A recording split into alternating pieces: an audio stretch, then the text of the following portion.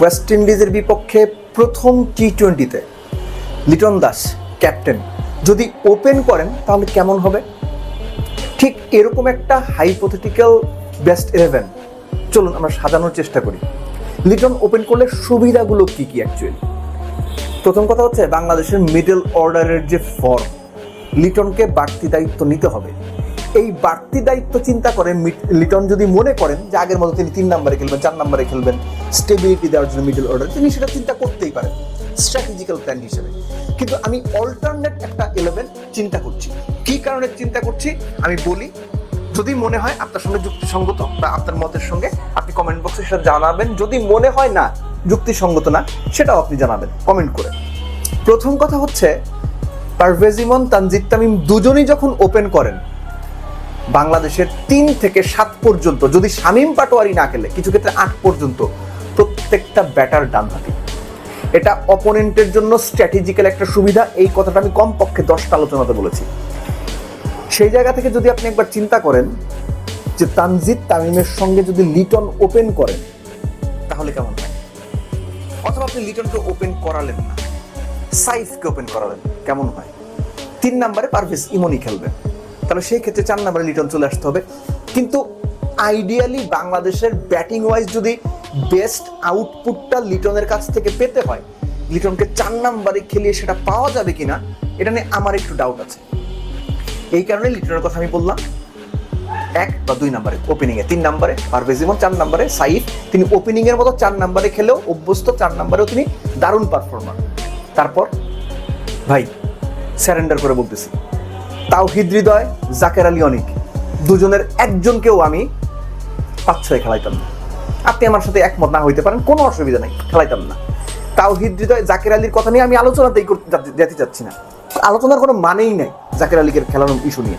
তাওহিদ হৃদয় আপনি যদি পাকিস্তানের এগেনস্টে সিরিজ থেকে শুরু করেন, আপনার দেখবেন যে সব মিলে সে এখনো পর্যন্ত বোধহয় 15টা বা 17টা ম্যাচ খেলেছে, 300 রান করতে পারেননি। অ্যালার্মিং ব্যাপারটা হচ্ছে তার এভারেজ 23, ঠিক আছে এই পর্যন্ত। অ্যালার্মিং ব্যাপারটা হচ্ছে প্রচুর ডট বল দেন, 105 স্ট্রাইক রেট। এই বছরের মে মাস থেকে যদি হিসেব করি যে কয়টা ম্যাচ তিনি খেলেছেন, পাকিস্তানের বিপক্ষে, শ্রীলঙ্কার বিপক্ষে, এশিয়া কাপ, আফগানিস্তান, সবকিছু মিলে তাই মাত্র 105 স্ট্রাইক রেট একজন ব্যাট করছেন, যিনি 4 বা 5 নম্বরে ব্যাট করেন। ডট বলের সংখ্যা অলমোস্ট 40%। তাওহিদ হৃদয় ওইখানে খেলা কিল করে দিচ্ছেন।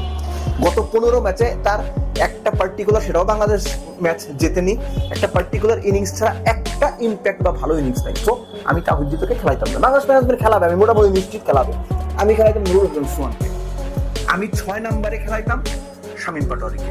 অর্থাৎ 1, 2, 3, 4, 5, 6 এই জায়গাতে এই যে right hand left hand combination বাংলাদেশের প্লেয়ারদের মাথায় ঢুকে গেছে না, সারা বছর ঢুকে থাকে না। 3 জন রাইট হ্যান্ডেড, 3 জন লেফট হ্যান্ডেড ব্যাটার, পোটেনশিয়াল।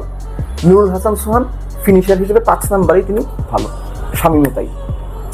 এবং যেহেতু 6 জন স্পেশালিস্ট ব্যাটসম্যান নিয়ে বাংলাদেশ খেলছে, বা আমি মনে করি খেলা উচিত, 7 নম্বরে 8 নম্বরে এই দুটো জায়গাতে আমি যে কোনো বিবেচনায়, যে কোনো মূল্যে রিশাদ এবং তানজিম সাকিবকে খেলাতাম। রিশাদ এবং তানজিম সাকিব মাস্ট। এখন কথা হচ্ছে শেখ মাহিদিকে কি করবেন? শেখ মাহাদি সবশেষ 3 ম্যাচে 6 উইকেট পেয়েছেন, সবশেষ 10 ম্যাচেও বোধহয় তিনি 13 না 14টা উইকেট পেয়েছেন। নতুন বলে বল করেন। আপনি যদি নাসুমকে নেন স্কোয়াডে, তাহলে শেখ মাহিদিকে অ্যাকোমোডেট করাটা ডিফিকাল্ট। শেখ মাহিদির কাজটা কি কোনোভাবে সাইফ এবং শামীম পাটোয়ারি মিলে করে দিতে পারে অফ স্পিন যদি দরকার হয়? একটা ভাবনার জায়গা আছে। নাসুম নিজেও দারুণ বল করেন নতুন বলে, so I would go for Nasum and Rishad. Sheikh মাহিদিকে আমি ড্রপ করতাম।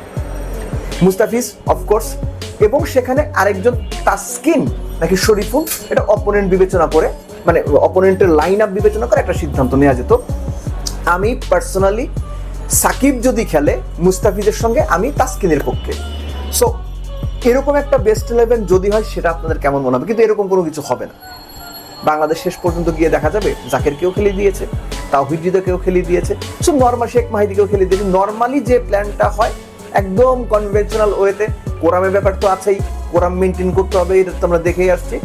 সো ওভাবেই যাওয়ার কথা। কিন্তু আইডিয়ালি এরকম একটা 11 যদি হয়, লিটন যে চ্যালেঞ্জের কথা বলেছেন, যে তিনি চান বাংলাদেশ চ্যালেঞ্জে পড়ুক, বাংলাদেশ নিজেরাও সেই চ্যালেঞ্জটা নিয়ে বেস্ট 11 তৈরি করতে, স্ট্র্যাটেজি ঠিক করতে, অপোনেন্টকে কোন ট্যাকটিক্যাল জায়গাতে বাংলাদেশ মাত দিয়ে দেবে সেটা ঠিক করতেও এই চ্যালেঞ্জটা নিয়ে দেখতে চাই বাংলাদেশ ফার্স্ট টি-20-তে কোন চ্যালেঞ্জটা নেয়।